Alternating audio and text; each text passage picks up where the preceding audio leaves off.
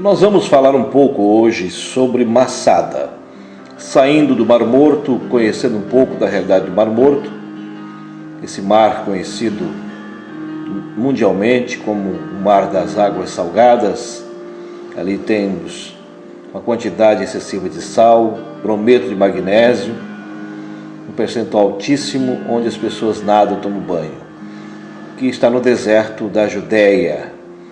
Mas nós vamos nos ater agora sobre um assunto muito falado, muito discutido, muito comentado sobre Massada.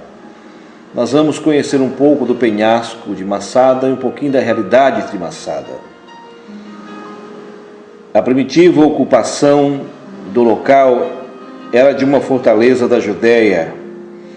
O rei Herodes o Grande aproveitou as características do local, naturalmente inexpugnável, para construir na sua extremidade ocidental um palácio, reforçando e ampliando a antiga fortaleza de acordo com Flávio Joséfo.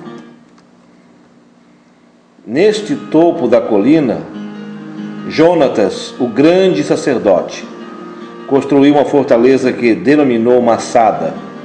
Depois disso, a reconstrução do local foi realizada em grande parte pelo rei Herodes. O cerco e a queda de Massada. Após a destruição do segundo templo pelos romanos no ano 70, rebeldes chamados como Zelotes fugiram de Jerusalém para Massada. Os romanos então construíram uma enorme rampa pelo lado oeste do platô e destruíram a muralha. De acordo com o historiador Flávio Joséfo, os rebeldes cometeram suicídio em massa para não serem capturados.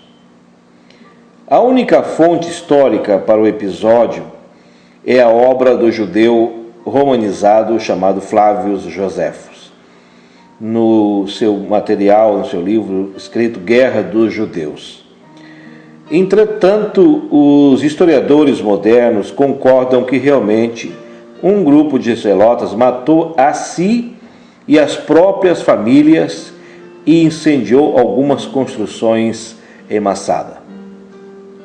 Quando os zelotes tomaram a fortaleza em 66, após eliminar uma corte da Légio III Gallica ali estacionada, encontraram um bem surtido estoque de armas, bem como quantidade de ferro, bronze e chumbo para a fábrica de armas e munição que eles pretendiam. Os armazéns estavam completos com grãos, óleos, tâmaras e vinho. As hortas forneciam alimentos frescos, os canais eram escavados na própria pedra de calcário, eles coletavam e conduziam as águas pluviais para grandes cisternas subterrâneas com capacidade superior a 200.000 galões. Na primavera de 73, a fortaleza encontrava-se ocupada por 960 zelotas, incluindo mulheres e crianças, sob o comando de Eleazar ben Aiar. Outro comandante zelota, um dos envolvidos na defesa de Jerusalém, era Judas, que havia retirado para Massada após a queda de Jerusalém. A guarnição vinha resistindo por 2 anos a um assédio das legiões romanas, constituindo-se no último foco da resistência judaica até então. Neste momento, o governador romano, general Flávio Silva, reassumiu as operações militares no sul da Judéia. Em fim de março, à frente da Légio X, marchou de Jerusalém para o Mar Morto. As tropas tomaram posição diante de Massada passando a construir 8 acampamentos de campanha na planície do lado oeste da elevação. Foi principiada ainda uma muralha de circunvalação ao redor da Masada, com cerca de 3 metros de altura, que se estendia por mais de 2 milhas de comprimento, amparada por fortes torres. No oeste, 137 metros abaixo do topo de Masada, era separado por vales rochosos. Havia um promontório chamado de Penhasco Branco. Os engenheiros militares romanos decidiram que, a partir desse momento, seria construída uma única rampa para o topo do monte, iniciando-se a movimentação de terras. Esses são alguns utensílios encontrados na época em Masada que demonstravam a importância e a riqueza da época nesses materiais ricos em matéria-prima que poderia ser produzido, essas peças que vocês viram. Com relação à rampa, ela sim foi construída e apresentava um gradiente de 1 por 3 e uma base de 210 metros.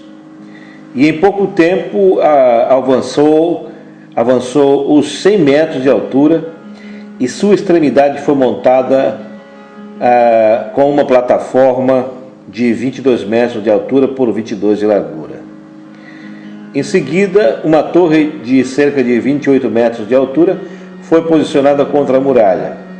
Do seu alto, os artilheiros romanos faziam disparo com os escorpiões e balistas, enquanto que na sua base um ariete golpeava a base da muralha. Quando a muralha foi rompida, os legionários que penetraram pela brecha constataram a existência de uma segunda muralha interna. Ao atacá-la por sua vez, com o ariete, constatou-se que esta fora construída com vigas de madeira, com madeiras alternadas com pedra, técnica que absorvia o impacto dos golpes da ariete. Desse modo, a 2 de maio, prometeu-se o incêndio desta muralha. E aconteceu, iniciando os preparativos para o assalto final no dia seguinte. Enquanto isso, na fortaleza, os zelotas acompanhavam os preparativos romanos, constatando a iminência do assalto romano. Durante a noite, decidiram que prefeririam morrer a serem escravizados ou mortos pelos romanos. E nos diz os historiadores, entre eles Flávio Joséfo, que eles sacrificaram assim as suas mulheres e crianças e depois os próprios defensores, até que restaram apenas 10 e o comandante Eleazar ben Yará. Tiraram sorte para ver qual deles sacrificaria os demais. Após cumprir sua tarefa, o último homem ateou fogo ao palácio e lançou-se sobre a própria espada ao lado da família morta. Na manhã de 3 de maio, os legionários ultrapassaram a brecha aberta na muralha interna, encontrando a fortaleza em silêncio. Chamando os rebeldes à luta, apresentaram-se apenas uma anciã, seguida por uma mulher jovem, parente de Eleazar, e 5 crianças pequenas que haviam se escondido em um dos condutos de água subterrâneos. No sítio de Masada foi erguida uma igreja ortodoxa no século V e também século XV e VI aproximadamente. Depois disso, o local permaneceu em estado de abandono até a criação do Estado de Israel em 1948, após a Segunda Guerra Mundial. O sítio foi objeto de uma extensa campanha arqueológica entre os anos 1963 e 1965, coordenada por Igal Yadin, com a colaboração de centenas de voluntários provenientes não apenas de Israel, mas de todo o mundo. Atualmente, encontra-se aberto à visitação pública com acesso pelo lado sul a partir da estrada de Berseba. No local há estacionamento para veículos e um teleférico para acesso ao alto do monte. Para os mais aptos, a subida é gratuita pelo antigo Caminhos da Cobra, primitiva trilha que percorre a encosta. Masada é um monte rochoso, como vocês estão vendo na filmagem, de topo achatado, que se eleva a cerca de 520 metros acima do Mar Morto, a cerca de 2,5 km de sua margem ocidental. Esse topo apresenta uma forma ovalada, como vocês estão vendo aí, com cerca de 200 metros de comprimento por 60 metros de largura. O cume era alcançado por apenas 2 caminhos, o do lado oriental, que era denominado de Caminho das Cobras, tinha uma extensão de cerca de 6 km e meio era tão estreito no caminho que quem percorria tinha que colocar exatamente um pé à frente do outro, o outro no lado ocidental, que era guarnecido por um forte a 450 metros de altura no topo. O conjunto edificado é composto por um complexo de muralhas, que vocês estão vendo lá, um palácio, em estilo clássico, erguido por Herodes o Grande, aproximadamente 37 a.C. a 4 depois de Cristo. Os acampamentos, fortificações e rampa para ataques que circundam o monumento constituem, em nossos dias, o mais completo conjunto de testemunho de cerco romanos.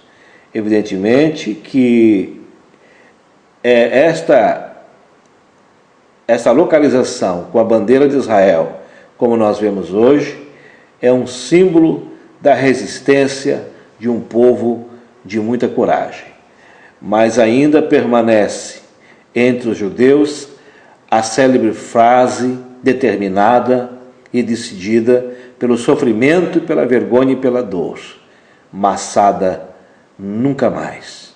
Portanto, os que tiverem oportunidade de conhecer, quando estivemos lá, conhecemos o Mar Morto, parte de Masada, foi uma experiência inesquecível que você também poderá compartilhar. Por hoje é só, nós voltaremos em outro comentário sobre a nossa viagem a Jerusalém. Obrigado.